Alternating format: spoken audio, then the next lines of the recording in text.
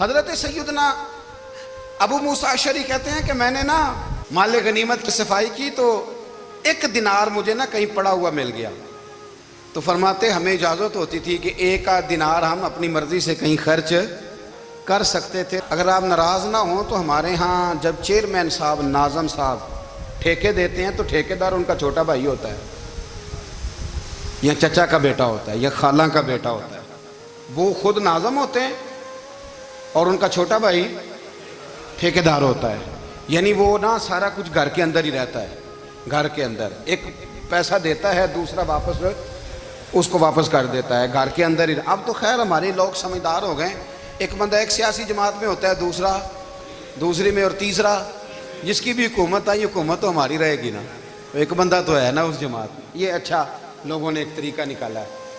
تو حضرت عمر کے بیٹے گزر رہا تھا تو حضرت ابو موسیٰ اشعری کہتے ہیں میں نے صفائی کی تو 1 دینار نکلا، تو میں نے وہ 1 دینار نا حضرت عمر کے بیٹے کو دے دیا۔ میں نے کہا لو بیٹا اپنے چچا کی طرف سے تحفہ۔ تو گھر جا کے انہوں نے حضرت عمر کو بتایا کہ چچا نے پیسے دیے ہیں، چھوٹے بچے تھے۔ حضرت عمر نے حضرت ابو موسیٰ اشعری کو بلا لیا اور بلا کے فرمانے لگے میں تو تمہیں اپنا دوست جانتا تھا اور تو نے میری اولاد کو ہی دنیا دار بنانا شروع کر دیا، میرے بچوں کو ہی تم نے دنیا دار پیسوں پہ لگانا شروع کر دیا، میں تو تمہیں یار سمجھتا تھا۔ فرمایا تمہیں چاہیے تھا میرے بیٹے کو نصیحت کرتے کہ بیٹا پیسوں سے رب راضی نہیں ہوتا، اس کی رضا والے کام کیے جائیں تو رب راضی ہوتا ہے۔ اور فرمایا تمہیں کوئی اور گھر نہیں ملا تھا تباہ کرنے کے لیے، میرا ہی گھر ملا تھا، اٹھاؤ اپنا دینار اور خبردار آج کے بعد میرے بچوں کے ساتھ یہ والی نیکی نہ کرنا۔ اور ہمارا کیا سٹیٹس ہے، دوستی ہے یہ اس سے جو تحفے زیادہ دے، جو بچوں کو خراب کرنے میں مدد زیادہ کرے اس کے ساتھ جرانا۔ حضرت عمر نے گھر پہ اور سب سے بڑھ کر اپنی ذات پہ توجہ کی۔ حضرت ابو مالک رضی اللہ تعالیٰ عنہ کہتے ہیں میں عمر کے پیچھے پیچھے ایک باغ میں گیا، اکثر اس باغ میں جایا کرتے تھے، اور عمر جا کے نا تو درخت کے نیچے بیٹھ گئے اور فرمانے لگے او امیر المومنین اللہ سے ڈر جا، ورنہ جس رب نے حکومت دی ہے وہ عذاب بھی بڑھا دے گا، ڈر جا رب سے۔ کبھی ساری زندگی حضرت عمر نے اپنا کوئی تعارف نہیں کرایا، کبھی نہیں۔ ایک بندے نے آپ کے سامنے تعریف کر دی آپ کی تو فرمانے لگے تو خود بھی ہلاک ہوا اور مجھے بھی ہلاک کر دیا، کیا ضرورت پڑی ہے میری تعریفیں کرنے کی، اتنی دیر میری تعریف میں لگائی، اللہ کا ذکر کرتا رب تجھے ثواب دیتا، حضور پہ درود پڑھتا تو رب تیرے اوپر رحمتیں نازل کرتا، کس چکر میں ہے؟ آج جتنا اچھی کوئی خوشامد کرے اتنی اچھی وزارت ملتی ہے، جتنی اچھی اس کو جو ہے وہ چاپلوسی کرنی آیا درجہ بھی اسے اتنا ہی اچھا ملتا ہے۔ حضرت عمر فاروق رضی اللہ تعالیٰ عنہ آپ کے بیٹے کہتے ہیں، صاحب فتوح الشام نے لکھا ہے، آپ کے صاحبزادے کہتے ہیں میں نکلا تو میرے ابا جی نا اپنی پشت پر مشکیزہ رکھ کے کنویں سے پانی بھر کے آ رہے تھے، میں دوڑ کے آگے گیا، میں نے کہا ابا جی مجھے دے دے۔ فرمانے لگے بیٹا تیرا کیا خیال ہے، کوئی اور نہیں تھا مشکیزہ بھر کے لانے کے لیے، تیرا کیا خیال ہے؟ کہا ابا جی بڑے لوگ تھے پر آپ کیوں اٹھا رہے ہیں؟ فرمانے لگے نفس نا ذرا میرا بڑا ہو گیا تھا، اسے ذرا ذلیل کر رہا ہوں، ذرا اپنا محاسبہ کر رہا ہوں، یہ مجھے کہہ رہا تھا تو بڑی چیز ہے، تو میں نا ابھی مشکیزہ گھر رکھ کے آؤں گا، پھر تیری ماں نے مجھے کہا ہے کہ گھر میں لکڑیاں کوئی نہیں جلانے کے لیے، پھر میں جنگل سے لکڑیاں کاٹ کے لاؤں گا، امیر المومنین بن کے نا تو میرا نفس تھوڑا بڑا ہو گیا۔ اب یقین کریں ہمارا آزما خراب ہو جاتا ہے جب تک ہمارا تعارف صحیح نہ ہو، ہمارا تعارف ٹھیک نہ ہو، میں یہ ہوتا ہوں میں وہ ہوتا ہوں، چھوڑ مٹی دیں تے مٹی رہنا ہی، مٹی دیں تے مٹی دیں تے مٹی رہنا ہی، ایویں کادی بلے بلے اج مٹی دے اتے بندیا تے کل مٹی دے تھلے، مٹی دیں تے مٹی رہنا ہی، کادی بلے، مجھے پوچھ لو مجھے جان لو میرا نام لے لو، میں بھی آیا ہوں میں بھی ہوتا ہوں، میرا بھی یہ تذکرہ ہے۔ جس کو اپنا تعارف کرانا پڑ گیا اس سے بھی زیادہ کمزور کوئی ہے، فوٹو میں دکھاتا پھرتا ہے فلانے کے ساتھ فوٹو، فلانے تو کمزور بندے یہ کام کرتے۔ حضرت عمر فاروق اللہ اکبر، حضرت عمر جیسا بندہ 24 لاکھ مربع میل کا حکمران، اور شاہ روم کو خط لکھ کے کہتا ہے میں منت نہیں کرتا میں حکم دیتا ہوں، اتنا تگڑا بندہ۔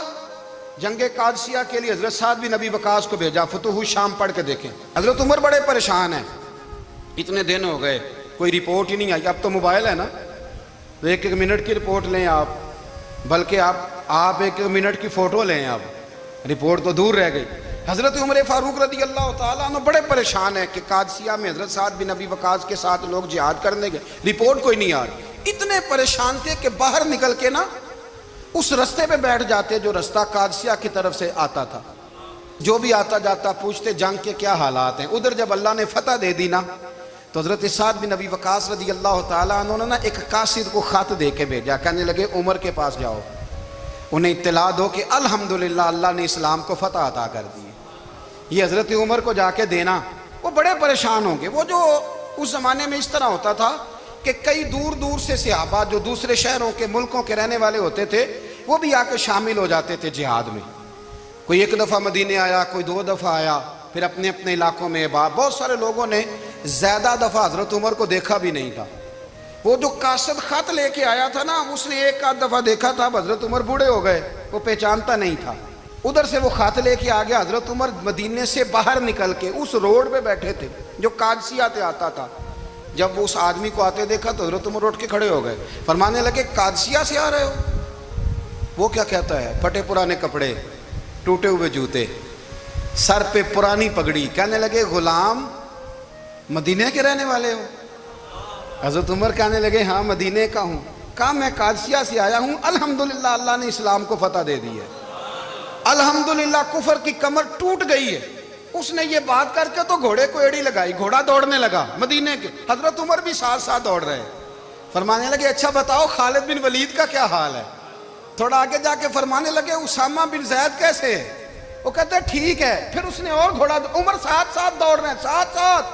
24 لاکھ مربع میل کا حکمران, ایک جوتا پیر سے نکل گیا, عمر دوڑ رہے ہیں. آگے جا کے پوچھتے ہیں سعد بن ابی وقاص کا کیا حال ہے؟ کہ حضور وہ بھی ٹھیک ہے. کتنے لوگ میرے شہید ہو گئے مسلمانوں میں سے؟ کہنے لگا صحیح گنتی کا نہیں پتا, یہ لفظ ادا ہوتے ہوتے مدینے کی سرحد آ گئی. لوگوں نے عمر کو گھوڑے کے ساتھ دوڑتے دیکھا تو کہا امیر المومنین کیوں دوڑ رہے ہیں؟ وہ غلام چھلانگ لگا کے نیچے آیا, قدموں میں بیٹھ گیا. کہنے لگا حضور آپ نے بتایا ہی نہیں آپ امیر المومنین ہیں. آپ فرمانے لگے کیا بتاتا؟ میں تو اونٹ چرانے والے کا پتر ہوں, کیا بتاتا؟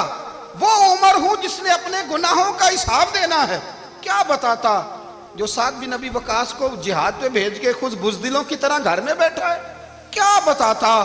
کوئی حیثیت نہیں, کوئی تار. تو نے اچھا کیا, تو مجاہد تھا, مجھے ساتھ ساتھ دوڑایا, تو نے اچھا کیا. جتنے لوگ تھے چیخیں مار کے رونے لگے. حضرت فاروق اعظم سے کہنے لگے عمر جب تک تیرے جلوے رہیں گے اللہ کامیابیاں ہی عطا فرمائے گا, جب تک تیرا رنگ رہے گا اللہ تعالیٰ نوازتا ہی رہے گا. کچھ نہیں کبھی اپنا آپ ظاہر ہی نہیں کیا. بہت بڑے تھے, بہت بڑے تھے حضرت عمر, بڑے تھے. حضرت ابو رافع غلام تھے, قرآن پاک بڑا سونا پڑھتے تھے. حضرت عمر جب بھی انہیں ملتے کہتے ابو رافع تو عمر سے اچھا ہے, قرآن بڑا شاندار پڑھتا ہے. تو وہ کہتے حضور اگر میں قرآن صحیح پڑھتا ہوں تو آپ کو قرآن کی تشریح زیادہ صحیح آتی ہے, آپ بھی تو مجھ سے افضل ہیں. تو آپ فرماتے نہیں پھر بھی تو مجھ سے افضل ہے. کیوں؟ اس لیے کہ تو اپنے آقا کی نوکری بھی ٹھیک کرتا ہے اور رب کی عبادت بھی ٹھیک کرتا ہے, اور مجھے خالص صرف عبادت کرنی ہوتی ہے وہ بھی ٹھیک نہیں کر پاتا. ساری زندگی اپنا محاسبہ, ساری زندگی اپنے گریبان میں دیکھا, ساری زندگی اپنے آپ کو پرکھا, اپنے آپ کو ٹٹولا. 62 سال عمر بیت گئی. حضرت حذیفہ بن یمان ایک صحابی تھے, میرے نبی کریم علیہ السلام نا ان سے راز کی باتیں کرتے تھے. ہر بندے کا ہاضمہ ٹھیک نہیں ہوتا, سب سے راز کی بات نہیں کرنی چاہیے. حضرت حذیفہ بن یمان کہتے ہیں حضور راز کی باتیں بتاتے. مدینہ منورہ میں جو منافقین تھے ان کی لسٹ بھی نبی پاک نے حضرت حذیفہ بن یمان کو دی تھی. جب کوئی مشکوک آدمی مر جاتا نا تو صحابہ کہتے ہیں ہم دیکھتے اگر حضرت حذیفہ نے جنازہ پڑھا ہے تو ہم بھی جنازہ پڑھ لیتے. نبی پاک نے بھی کچھ جنازے نہیں پڑھے. ترمذی میں ہے فرمایا عثمان سے جو بغض رکھے اس کا جنازہ نہیں پڑھیں گے. حضرت حذیفہ بن یمان اگر جنازہ پڑھتے تو لوگ پڑھتے, وہ نہ پڑھتے تو لوگ جنازہ نہ پڑھتے. حضرت حذیفہ بن یمان کہتے ہیں جناب عمر فاروق کی خلافت کے آخری ایام تھے, کچھ دنوں کے بعد وہ شہید ہو گئے. فرماتے آدھی رات کا وقت تھا, میں گھر میں سویا تھا بڑا بے فکر, اچانک میرے دروازے پہ دستک ہوئی, میں گھبرا کے اٹھا. اتنی رات کو کون آیا؟ کہتے ہیں قربان جاؤں, دروازے پہ گیا تو امیر المومنین فاروق اعظم دروازے پہ. میں نے کہا عمر کوئی حکم تھا تو مجھے بلا لیتے. کہنے لگے میں نا امیر بن کے نہیں آیا, تیرا ویر بن کے آیا ہوں. امیر المومنین کی حیثیت سے سرکاری کام سے بلاتا تو وہاں بلاتا، مجھے ایک ذاتی کام پڑ گیا۔ کہتے ہیں میں نے عمر کو گھر کی اندر بلا کے چارپائی پہ بٹھایا، میں نے کہا حضور میں غریب آدمی میں کیا آپ کے کام آ سکتا ہوں؟ تو کہتے ہیں انہوں نے نا مجھے ساتھ بٹھا لیا، پھر میرا ہاتھ پکڑ لیا، کہنے لگے تو عمر کو جانتا ہے؟ عمر جھوٹ نہیں بولتا۔ تو جانتا ہے؟ عمر وعدوں کا پکا ہے۔ کہا حضور جانتا ہوں۔ کہا میں اس وقت آیا ہوں جب دیکھ بھی کوئی نہیں رہا۔ حضرت حذیفہ بن یمان کہتے ہیں پریشان ہو گیا، حضور پہیلیاں نہ بجھوائے، مہربانی کر بتائیں کدھر آئے ہیں؟ تو حضرت عمر فاروق فرمانے لگے 62 سال کا ہو گیا ہوں، 63 میں چل رہا ہے، داڑھی سفید ہو گئی ہے، پھل پک گیا، اٹھ فریدہ ستیا، داڑھی آ گئی پور، اگا نیڑے آ گئی، پچھا رہ گئی دور، اب قبر اشر کا معاملہ صاف نظر آنے لگا ہے۔ کہا حضور مجھ سے کیا چاہتے ہیں؟ حضرت عمر رو پڑے، کہنے لگے آج میں عشاء کے بعد نکلا ہوں تو نبی پاک کے صحابہ مجھے نیک کہہ رہے تھے، پھر میں نے بچوں کی ماں سے اور بچوں سے بھی پوچھا ہے، وہ بھی مجھ سے راضی ہیں، پر حذیفہ تیرے ساتھ نبی پاک راز کی باتیں کرتے تھے، سچ بتا کہیں عمر کا نام منافقوں میں شامل تو نہیں؟